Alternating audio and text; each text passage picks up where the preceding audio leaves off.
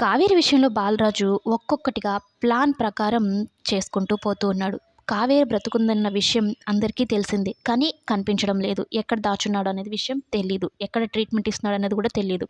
కానీ సత్యంతో పాటుగా కావేరికి కర్మకాండలైతే జరిపిస్తూ ఉన్నాడు. సమాజం దృష్టిలోనూ, ప్రపంచం దృష్టిలోనూ కావేరి చనిపోయింది. కానీ కావేరి బ్రతికే ఉంది.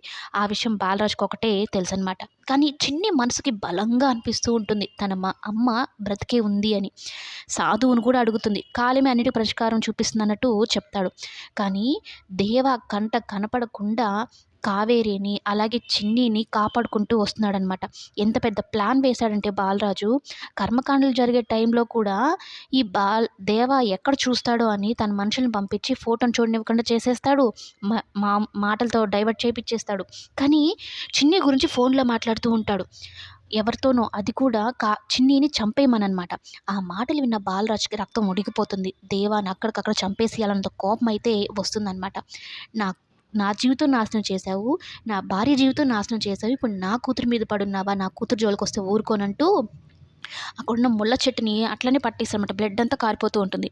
అయితే దేవ ఫోన్ మాట్లాడి కారుకి వెళ్ళిపోతూ ఉంటే బాలరాజుని చూస్తాడనమాట కారు అద్దంలోంచి.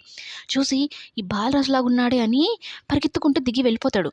వెళ్తే ఇంతలో నాగవల్లి వచ్చి, "ఏం బావా అంత సడన్గా దిగేసి వచ్చావు, ఏమైంది, ఎవరున్నారు ఇక్కడ" అంటే ఎవరో మనల్ని ఫాలో అవుతున్నట్టుగా అనిపించింది నాగవల్లి. ఎవరు లేరులే, మనం వెళ్దామని చెప్తాడనమాట. ఇంకా ఇంటికి వెళ్ళినప్పటి నుంచి బాలరాజు గురించి ఆలోచిస్తూ ఉంటా. బాలరాజు బ్రతికే ఉన్నాడు, నా కళ్ళు నన్ను మోసం చేయవు అని. ఇంతలో నాగవల్లి వచ్చి, "ఏంటి బావా, అన్ని కార్యక్రమాలు సక్రమంగా జరిపించేశాను కదా, ఇంకెందుకు నీకు దిగులు, అయినా నువ్వెంత గ్రేట్ బావా, మా అక్క గురించి ఇంకా కూడా ఆలోచిస్తున్నావంటూ తెగ పొగడేస్తూ ఉంటుందన్నమాట ఈ దేవాని, ఈ నాగవల్లి. ఇద్దరే ఏ గూటి పక్షులు ఆ గూటి పక్షులు అన్నట్టుగా.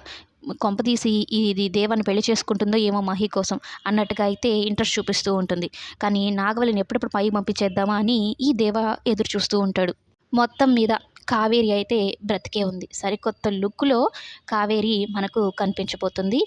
తర్వాత నాగవల్లికి, ఈ దేవాకి ఎలా బుద్ధి చెప్తుందనేది నెక్స్ట్ ఎపిసోడ్లో చూద్దాం.